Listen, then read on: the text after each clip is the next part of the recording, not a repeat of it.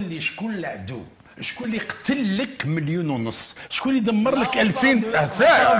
اون بارل دو راي دو لونيسكو. يعني جاي يعني وعلاش ما تلومش اللي عنده جنسيه فرنسيه؟ اليوم ملايين الجزائريين يريقوا على الجنسيه الفرنسيه، تقول لي انت علي انا كاش نطلب جنسيه فرنسيه؟ ما نطلبهاش، مي غدوه المغرب يعطيني جنسيه مغربيه نحطها على راسي، حطها على راسي. لانه المغرب كان فاتح ارضه البن مهيدي، الشعباني، البوضياف، الايت احمد. الثوره الجزائريه كانت المقر تاعها في بني نصر قدام دروما، السلاح كان يدخل على الناظور.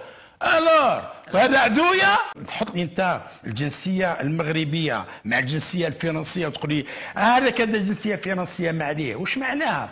لما ملايين الجزائريين يريقوا ويحلموا بالجنسيه الفرنسيه، يعني انه تضحيات 1.5 مليون شهيد، تضحيات الجزائر كلها راحت في كيل الزيت، ويعني انه الجزائري يتمنى ترجع فرنسا تعود تحكم فيه.